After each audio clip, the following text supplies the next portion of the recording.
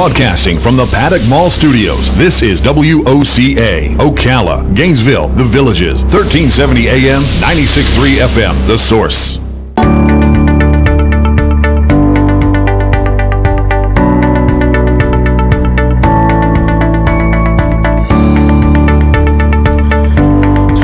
Minutes before 11 o'clock. Thank you for tuning in. The next book is a fun book. It's a thought-provoking book. Even just the title by itself is going to make you out there come up with some other questions about what could possibly happen in the future. I'm trying to be a little bit mysterious here. Mike Pearl is on the phone. He's an award-winning journalist. He's a contributor to The Awl, AWL, yep. The Hollywood Reporter, The Outline, Vice, and his book is called The Day It Finally Happens: Alien Contact, Dinosaur Parks, Immortal Humans, and Other possible, in other words, possible phenomena. Mike, this is a fun topic, so let's start with just saying hi. Good morning, Mike. How you doing? Morning, Larry. It's great to be on the show. Thanks very much. This is just a fun thing to explore. So where did it start for you? Was it with the UFOs? It kind of all started when I was at Vice and I investigated how scared I should be of pit bulls. The day you finally get bit? I had gotten bit years earlier by an even bigger dog than a pit bull, and much later I developed this fear of pit bulls. And when I investigated it, I read about a lot of dog attacks. It was scary, but I kind of found out that I shouldn't be so scared, basically. And now after thorough research, I've kind of researched my way out of my phobia. And really? And that kind of led to the idea that turned into this book. So, I live on the East Coast. Where are you? Where are you calling from? I'm calling from Los Angeles. Okay. Beautiful Los Angeles. Perfect. We were in your town a week ago, and we're not out there very often. You missed me. We were out. I know. I looked for you, but I couldn't find you. But anyway, so I'm driving down the road in a rent-a-car, and I'm thinking, imagine if this is the day it finally happens, when the Pacific Ocean moves a little bit east. So is it always negative? Do we always think in terms of catastrophes and things like that? Or dog bites? We have a way of thinking about catastrophes that I think puts a period at the end of a sentence when it really ought to be an ellipsis, maybe. And what I mean by that is, the way I think of a dog attack is a dog is going to bite me and I'll die. The way we think about a nuclear attack is they're going to drop the bombs and we'll all die. And the truth is, it's much more complicated than that. I found out that if the nukes do drop, then that's awful. But a single nuclear attack is not certainly an apocalyptic event, and it's conceivable that humanity could survive 100 nuclear bombs or perhaps more, and an exploration of what these things are in detail and what it's like there on the ground when you are bombed with a nuclear bomb, for instance, kind of leads to clearer thinking. It helps you sort of reason your way through, and it's not always good news, but it's comforting to know the truth about these things. So is that the approach that you wrote the book with, trying to think it through that way? Yeah, absolutely. Yeah, trying to think it through and trying to figure out if things that we maybe dismiss are actually scarier than we realize. An example of that is the internet going down. I think we all kind of joke about the internet going down, but if the global internet went down, that's an example of, we should be a lot scarier of that than we are. And you have different earth-shattering events throughout your book that are extremely interesting. Yeah. So there are the tragic ones, and then there are the more sort of light ones. I think people talk about maybe people being critical of the Queen of England, but they never really think about what would happen if the monarchy went away in the UK. And so that's I think kind of a weird one that I decided to focus on, even though it's not terrifying. it's just sort of weird to game it out. Another example is the day that doping is allowed in the Olympics. We think about there being a doping crisis or something like that, but what about the day that the Olympic Committee just gives up and says, "Okay, do all the drugs you want"? Exactly. So on the positive end, the day it finally happens could be, and I think I read this in the book. We find a cure for cancer. That kind of a day it finally happens. Yeah, the day, for instance, that humanity becomes immortal. I could go into a lot of detail about immortality, but that's one that the concept of immortality is it's not something. It's not a day that you reach. You don't look at your watch and go like, "Oh, I made it to forever, so I guess I'm immortal." It sort of turned out as I researched and went along, I discovered that immortality is this interesting sort of moving target, and that the day that we achieve immortality is kind of the day that, because immortality would lead to if you will, a real estate crisis. There simply wouldn't be enough housing on our planet, and then eventually there wouldn't be enough housing in the entire solar system. It would also disappoint people who are counting on dying so they can meet their deceased relatives. Yeah, exactly. Right. Yeah. Spirituality aside, that's sort of how I tackle the topic of immortality. Mm-hmm. And you also speak about the eradication of ocean life, because that's really scary for us. We're living here in Florida, and we see the marine life populations go down in the beautiful freshwater springs we have, and that's always a concern. Yeah, I mean, I can't offer much good news in terms of what happens when the oceans are completely dead. And I wrote the chapter on what would happen the day the last fish in the ocean dies, and I went to some sort of historians, archaeologists of ocean biodiversity, and they said, well, the day the last fish in the ocean dies, well, we're over here researching the day that everything in the ocean dies. Why don't you write about that? That really, that was a bracing bit of reality that I kind of wasn't ready for. It's kind of the same thing, though, is it? They're similar. Yeah, I mean, but every bacterium, every bit of plankton. Oh, that'd be the end of us. Piece of algae. Yeah. Yeah, I think that would be the end of us. So this sounds like it lends itself to way more. Are there more books in the works? I could write a seemingly endless number of these. I have so many scenarios in my head. There's a certain sort of like there's a certain demand I sense for a much more science fiction version of the book. People want to know what happens the day that there's a zombie apocalypse, and I thought, oh, nobody's going to want a zombie chapter. That's not real. Everybody wants a zombie chapter, it turns out. I can do it. I'd be happy to do it. But that really hits home today, because Larry had a news story this morning about Hereford cows. They found them dead in Oregon. All of their blood was drained, and their tongues and their sexual organs were missing, and nobody knows what happened to them. So that is a lot of speculation on everybody's part. Oh boy, yeah, I hadn't heard that news story. It doesn't sound like one of the chapters that I have going, but maybe the day that something like that. I don't know what that would be. Yeah, we were trying to speculate about why somebody would travel, light years just to get some cow balls. So you're speculating that it might be extraterrestrials? Yeah, well, that was in the story. It was actually. You can Google it. It's in today's news or yesterday's news. Yeah, it's kind of silly. So what you don't have is the day that the Friends cast finally does a reunion. A reunion.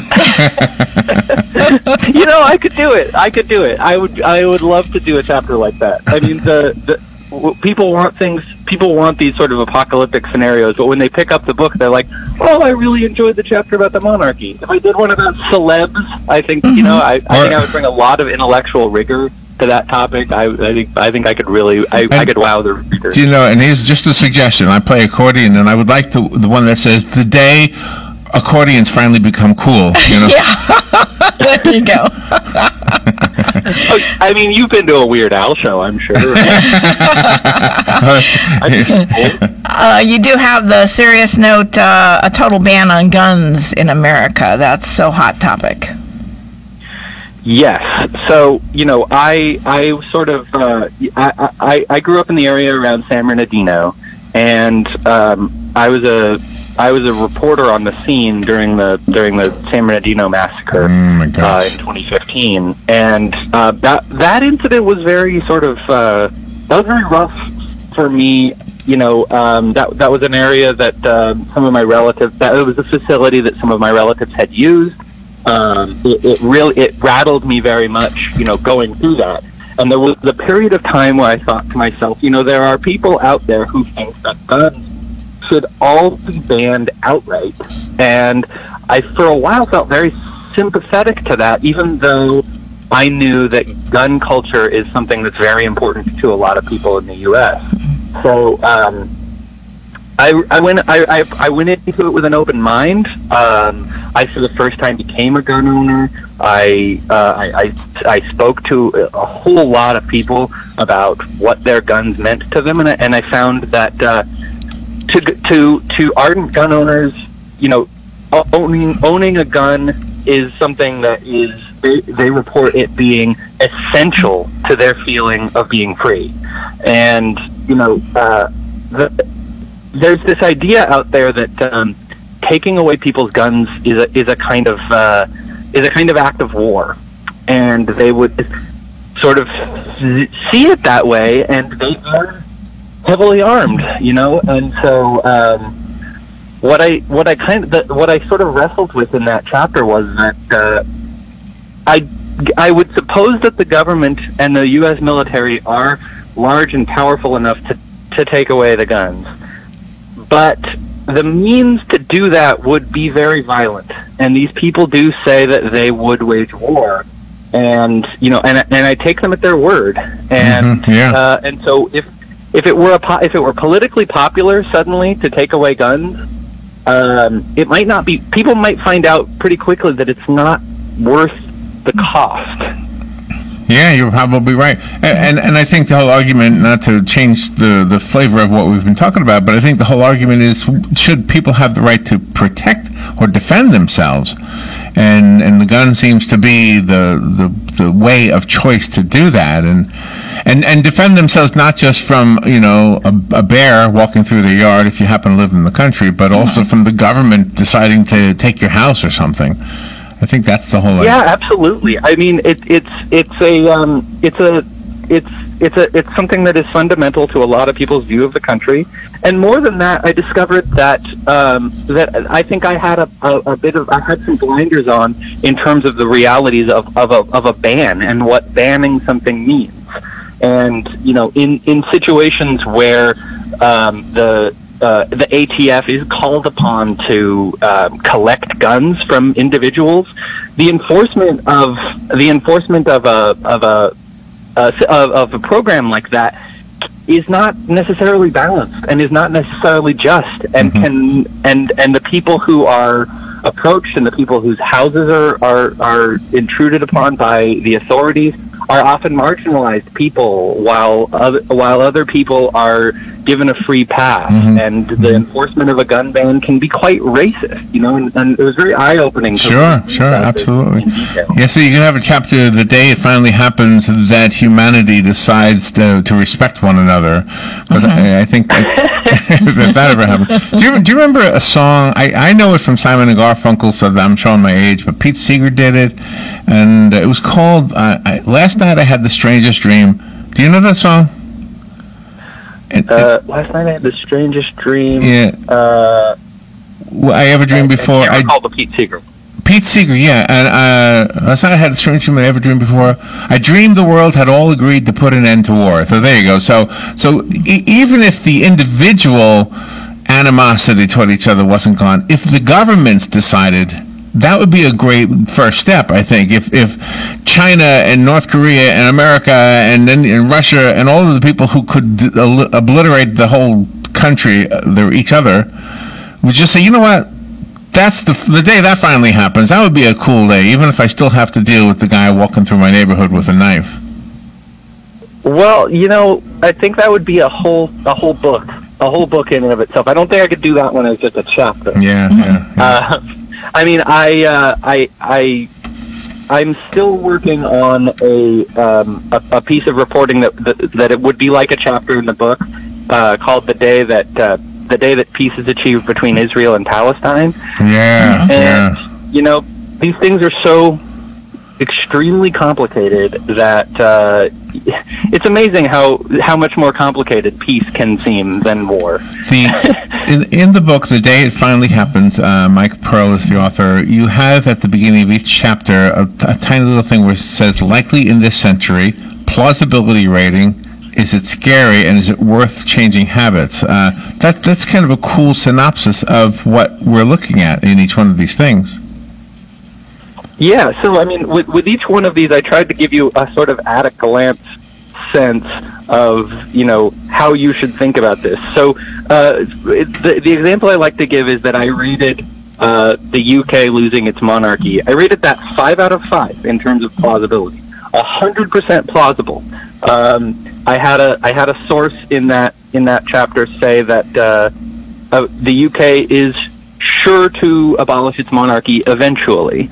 Now, that does not mean that it's probable in the short term. So that's what I mean. There's a very big difference between plausibility and probability.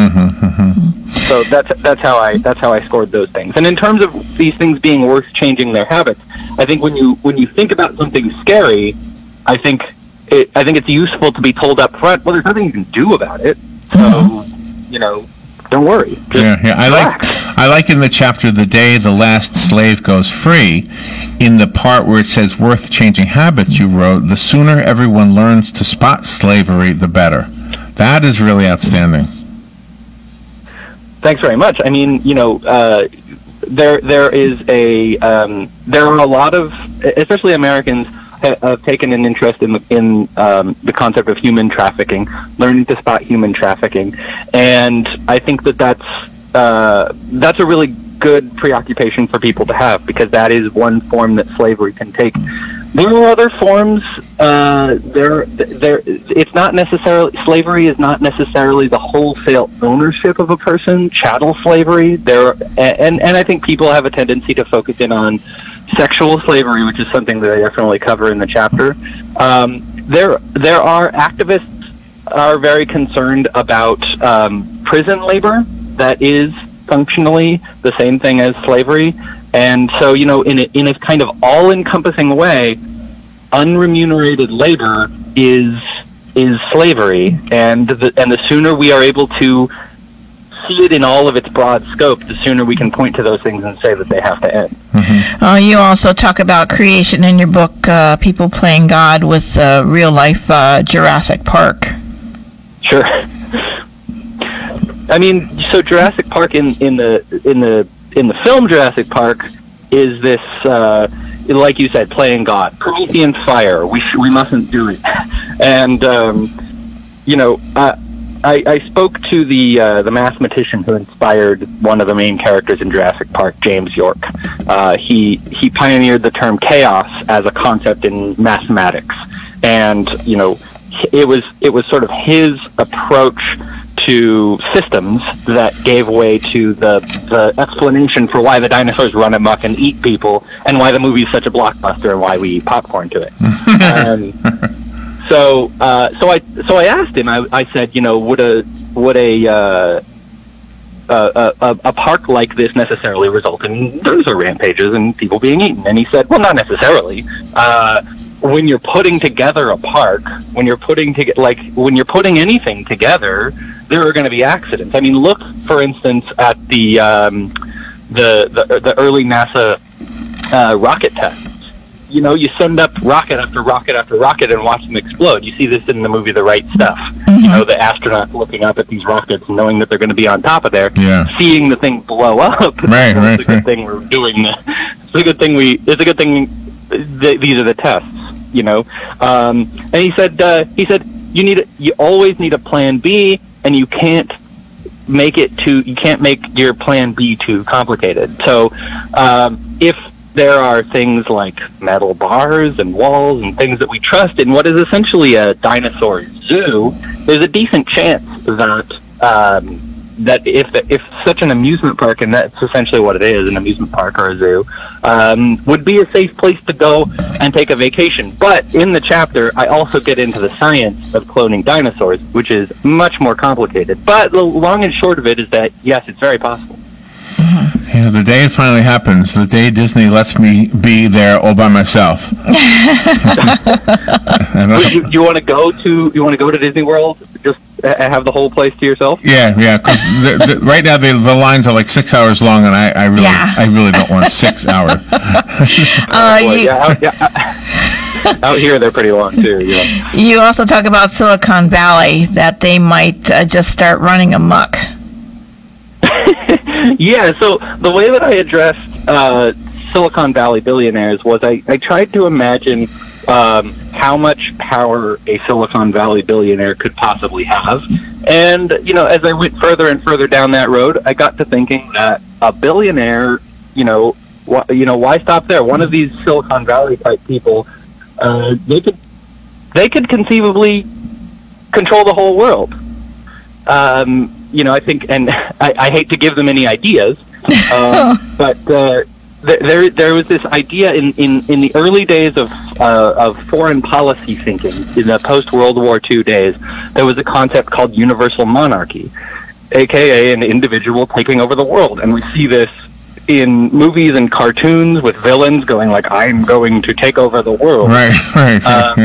This was the idea of taking over the world was actually a serious concept in the mid 20th century, and political theory was sort of people sort of scratched their chins and thought, like, what is it about our global system that prevents individuals from taking over the world? And what you see with Silicon Valley billionaires is that some of them now believe that the power of a tech business, the power of their sector, is that it exists outside of governments. You look at something like Bitcoin, and people are just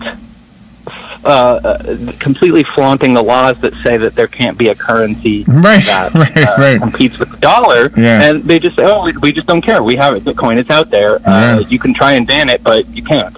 And so, the idea is kind of out there that sector and those people who sort of have no concern for government control, one of them could really could conceivably go power mad. Now, but that's not one of the more plausible chapters in the book. But I wanted to entertain the idea. It's pretty useful to think about, I think.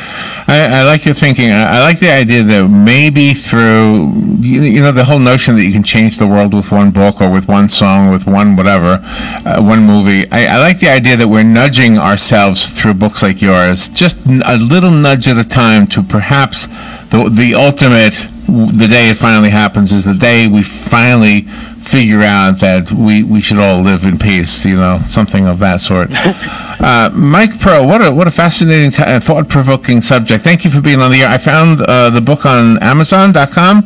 I have a copy of it here for a listener. If I have one person who wants it, give me a call right now, 622-9622. And Mike, before we say goodbye, do you have a website?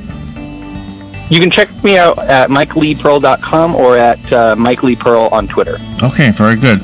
Mike, thank you for being on the air with us today. Thanks, this was fun. You're welcome. We'll be right back.